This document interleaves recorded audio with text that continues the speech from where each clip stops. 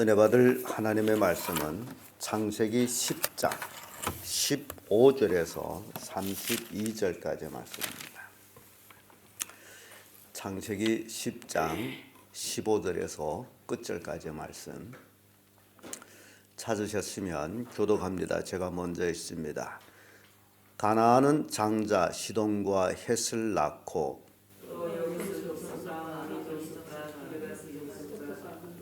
휘 족속과 알가 족속과 신 족속과 아르반 족속과 스말 족속과 가나 족속의 조상을 낳았더니 이후로 가나안 자손의 족속이 흩어져 서렸더라. 가나안의 지경은 시돈에서부터 그라를 지나 가사까지와 소돔과 고모라와 아드마와 스보임을 지나 라사까지였더라. 이들은 함의 자손이라 각기 족속과 방언과 지방과 나라대로 이었더라. 셈은 에벨 온 자손의 조상이요 야베스 형이라. 그에게도 자녀가 출생하였으니 셈의 아들은 에벤과 스루와 아르바삭과 룻과 아람이요. 아람의 아들은 우스와 훌과 게델과 마스며 아르바삭은 셀라를 낳고 셀라는 에벨을 낳았으며 게델은 두 아들을 낳고 하나의 이름은 벨렉이라 하였으니 그때 세상이 나누었으며 벨렉이 아우의 이름은 욕단이며 요단은 아모하가 셀레파가 사사가 이에라 하두람과 우살과 디글라와 오빌과 하월라와 욥밥을 낳았으니 이들은 다 욕단의 아들이며 그들의 거하는 곳은 메사에서부터 스발로 하는 그 기근은 이들은 셈의 자손이라. 그 족속과 방랑과 지방과 나라대로였더라. 이들은 노아의 자손의 족속들이요 그 세계와 나라대로 홍수에 이들에게 땅에서 열국이 백성이 나누었더라. 아멘. 방금 읽은 말씀으로 가나안과 셈 족속 이런 제목으로 말씀을 나누겠습니다. 이 창세기의 족보를 기록할 때 특징은 먼저 비선택자를 나중에 선택된 자를 기록하는 모습을 봅니다. 우리는 함의 자손 살펴봤는데 그 중에 오늘은 가나안 족속 역시 함의 자손입니다. 그리고 셈족, 함족과 셈족이 이렇게 구분이 돼 나오는데 그리스도께서는 셈 족속을 통해서 오게 됩니다. 그래서 우선 먼저 가나안 족속을 살펴봅니다. 15절에서 20절까지의 말씀인데 이 가나안 족속, 가나안 장자 시돈과 헷을 낳고 또 여기에 여부스 족속과 아모리 족속과 기르가스 족속과 휘 족속과 알가 족속과 신 족속과 아로아 족속과 스말 족속과 하맛 족속의 조상을 낳았더니라는 말씀이 나오는데 이 가나안 하게 되면 여러분들이 이제 출애굽기 후에부터 이스라엘 백성이 가나안 땅을 점령하게 되는데 그 가나안 땅에 있는 그 족속이 바로 이 가나안 족속입니다. 이 가나안 땅의 일곱 족속을 이스라엘 백성이 출애굽해 가지고 그들을 격파하면서 그들이 땅을 빼앗아서 가나안 땅을 이스라엘 기업으로 차지를 하게 됩니다. 그런데 중요한 것은 이 가나안 땅이 본래 이스라엘 자손들에게 주어진 땅이요 이스라엘 백성들이 성장하기 전까지 가나안 족속들이 죄악이 관영하기 전까지 그들이 그것을 차지하고 있다가 결국 주인이 왔을 적에 내놔야 되는, 우리는 노아의 그 축복을 이제 생각해야 됩니다. 셈은 하나님을 찬양하게 되고 가나안 셈의 종이 된다. 가나안 셈의 종이라면 이제 셈족들이 가나안 땅을 들어올 때 누가 들어오느냐? 주인이 들어오는 겁니다. 주인이 들어오기 때문에 종은 주인에게 땅을 돌려줘야 되는 그런 개념을 생각하게 되면 이스라엘 백성이 가나안 땅을 쳐들어가는 원인이 성경적이다라는 것을 알 수 있습니다. 사도행전 13장 19절을 보면 가나안 땅 일곱 족속을 멸하고 그 땅을 기업으로 주시고라는 말씀이 나옵니다. 가나안 땅에 있는 이 가나안족들 그들을 다 멸하고 그 땅을 기업으로 이스라엘 백성이 차지하게 됩니다. 신명기 7장 1절을 보면 헷 족속, 가르가스, 아모리, 가나안, 브리스, 휘, 여부스 이런 족속들이 거기에 등록합니다. 창세기 9장 26절에도 셈이 하나님 여호와를 찬송하리로다. 가나안은 셈이 종이 되고 이런 말씀이 있죠. 그래서 여호수아가 가나안 땅을 점령하게 되는데 바로 주인이 자기 땅을 차지하는데 종의 종, 가나안 종이기 때문에 주인한테 그 땅을 돌려주는 그런 모습을 봅니다. 자, 그러면 이 셈족에는 21절에서 25절까지의 말씀인데 보게 되면 아르박삭이라는 조상이 나옵니다. 21절에서 25절까지 말씀인데 21절의 말씀 보면 셈은 엘벨 온 자손의 조상이요 야벳이 형이라 그에게도 자녀가 출생하였으니 하면서 셈의 아들은 엘람과 아수르와 아르박삭과 룻과 아람이오라는 말씀이 나오죠. 셈이 아들을 여럿을 낳습니다. 근데 여럿을 낳는데 여기에 엘벨, 엘람, 아수르와 아르박삭과 룻과 아람이오 이렇게 여럿을 낳는데 우리가 관심을 가져야 될 사람은 바로 이 아르박삭이라는 사람입니다. 왜냐하면 그 계통을 통해서 그리스도가 태어나기 때문입니다. 그래서 형제들이 많을지라도 하나님께서 택한 족속이 따로 있음을 보여줍니다. 그래서 셈의 아들들 엘람, 아수르, 아르박삭, 룻, 아람, 우스, 훌 이렇게 게델, 메색 결국 자식 9을 낳는데 그 중에 한 자식이 선택을 입는데 그 자식이 바로 아르박삭이다. 하나님의 그 선택에 있어서는 절대적으로 하나님의 주권입니다. 똑같은 셈의 자손일지라도 하나님의 선택을 받는 그 아르박삭.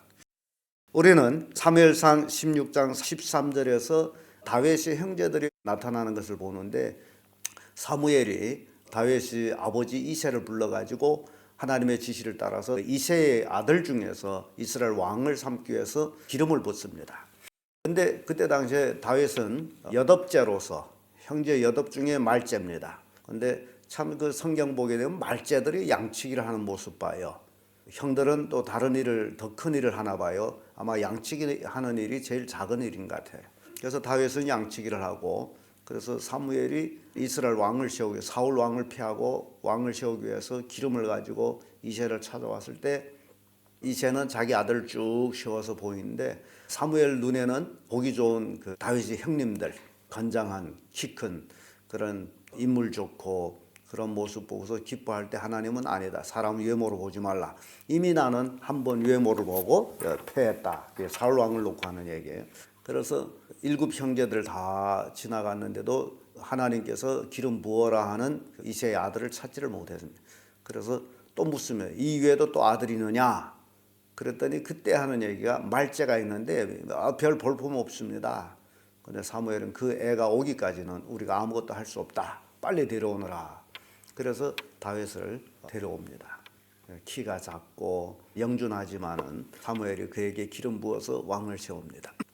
이런 모습 볼 때에 아르박삭도 형제 9 중에서 하나님께로부터 선택을 받고 또 다윗도 형제 중에 말째지만은 또 하나님의 선택을 받는 그런 모습을 봅니다. 그래서 가장 중요한 것 우리가 신앙생활하면서도 하나님의 선택을 받아가지고 내가 예수 믿게 됐다라는 그 긍지감을 여러분들은 한시라도 잊으면 안 된다라는 것입니다. 그리고 셈 족속에 욕단이라는 족속이 있습니다. 31절에서 32절에 나오는 말씀인데 이 욕단의 족속은 여기에서만 나옵니다. 엘벨이 그 2 아들을 낳았는데 25절에 보면 엘벨이 2 아들을 낳고 하나의 이름은 벨렉이라 하였으니 그때 세상에 나누었습니다. 벨렉의 아우 이름은 욕단이라. 벨렉을 낳았고 그 아우 욕단. 그래서 아르박삭 벨렉 이어집니다. 그때 나라가 나뉘었다라고 할 때는 이 창세기 11장을 감지하면서 우리가 생각해야 될 것은 바벨탑 사건. 바벨탑 사건을 통해 가지고 언어가 혼잡되면서 각기 나라가 나뉘어지는 그런 내용들이 나옵니다. 벨렉 당시에 바벨론 사건이 터졌다라는 거죠. 그러면서 욕단도 26절에 와서 욕단은 알모닷과 셀렙과 하살 마웻과 예라와 또 하도람과 우샬과 디글라와 오발과 아비마엘과 스바와 오빌과 하월라 욥밥을 낳았으니 이렇게 쭉 욥단의 자손들을 배열을 하는데 그들이 가는 곳은 메사에서부터 스발로 가는 길 동편 산에 있더라. 이렇게 그들이 사는 지역까지 분포를 얘기하고 그리고 32절에 와서는 이들이 노아의 자손의 족속들이요 그 세계와 나라대로 홍수 후에 이들에게서 땅의 열국 백성이 나누었더라. 비록 세 아들이지만은 그들로부터 종족이 흩어져 나가며 나라가 형성되는 내용들을 보여줍니다. 그래서 성경 말씀은 진리의 말씀이기 때문에 이들을 통해서 열국 백성이 나누어졌다. 그렇다면 지금 현대에 살고 있는 모든 사람들은 다 이들이 후손이다라는 것입니다. 노아의 세 아들을 통해서 우리도 그 후손 중에 하나다. 굉장히 중요합니다. 노아의 자손들 외에 다른 민족이 없었습니다. 노아 홍수 후에는 다 노아로 통해서 혈육이 확산됐다라는 사실이죠. 로마서 9장 11절에 보게 되면 그 자식들이 아직 나지도 아니하고 무슨 선이나 악을 행하지 아니한 때에 택하심을 따라 되는 하나님의 뜻이 행위로 말미암지 않고 오직 부르시는 이에게로 말미암아 서게 하려 하사 이런 말씀이 나옵니다. 이 얘기는요 야곱과 에서가 그의 어머니 잉태했을 때 리브가가 이들을 잉태했을 때의 그 과정을 얘기하는 건데 이 애들은 어머니 뱃속에 있고 아직 선악간에 한 일이 없습니다. 태어나지 않았기 때문에. 그럼에도 불구하고 하나님의 무조건적인 선택, 태중에 있는 아이를 하나님이 선택을 하는데 야곱을 선택했습니다. 작은 자를 선택했어요. 동생을 선택했다는 얘기예요. 그래서 이 성경을 보게 되면 인간의 맏아들이 돼가지고 그가 뭐 큰일을 했다라고 없습니다. 하나님의 선택으로 하나님 나라는 장자총회라고 하는 얘기는 하나님께 선택된 자들로 통해서 이루어지는 것을 얘기하는데 이 야곱이 태중에서 태어나지도 않았을 때에 하나님의 선택을 받습니다. 그래서 리브가 어머니죠. 어머니가 두 아이 쌍둥이 엄마인데도 불구하고 에서는 미워하고 야곱은 사랑했다라고 한 엄마가 자기가 낳은 아들임에도 불구하고 하나는 사랑하고 하나는 미워했다. 그 원인 중에 하나가 하나님의 선택을 따르다 보니 그렇게 됐다라는 것입니다. 이렇게 우리는 인간의 종족들 무조건적인 하나님의 선택을 입는 모습을 보면서 그럼 왜 하나님이 이렇게 비공평하게 선택으로 이루어질까? 성경 보게 되면 왜 그런 일이 있었는지를 우리가 알 수 있는 것들은 있습니다. 왜냐하면 야곱과 에서를 볼 때에 둘 다 쌍둥이여서 뱃속에 있습니다.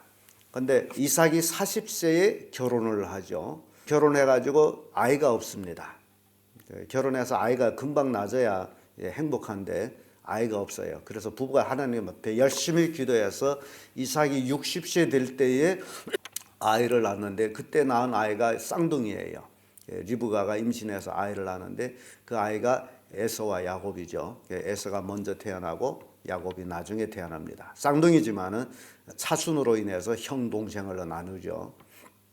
그런데 하나님께서는 리브가에게 기도의 응답이 리브가가 임신을 못했을 적에는 하나님 임신하게 해주세요라고 열심히 기도했는데 임신하고 났더니 배가 너무 아파요.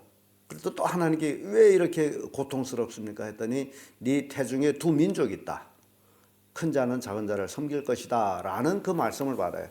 그러니까 이 뱃속에서 이미 큰 자는 작은 자를 섬긴다라는 그 하나님의 음성을 리브가가 듣습니다.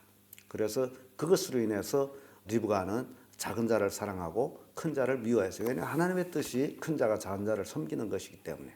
그런데 왜 하나님이 이런 일을 하셨느냐라는 것은 하나님은 로마서 9장에 가보면 미리 아신 자들을 부르시고 택하시고 부르신 자들을 영화롭게 하신다라고 로마서 9장에 말씀합니다. 그 원인은 하나님께서 에서라는 요놈이 장차 팥죽 한 사발에 장자의 명분을 동생에게 팔 것을 하나님은 이미 알고 계셨다. 그러므로 그런 자를 택하지 아니하고 비록 야곱 이름처럼 약삭빠르게 그렇게 못된 일을 하는 자지만은 속임수를 쓰고 있는 자지만은 그러나 하나님이 그를 선택했다는 겁니다. 가장 중요한 것은 장자의 명분을 뭘로 팔아버려? 팥죽 한 사발.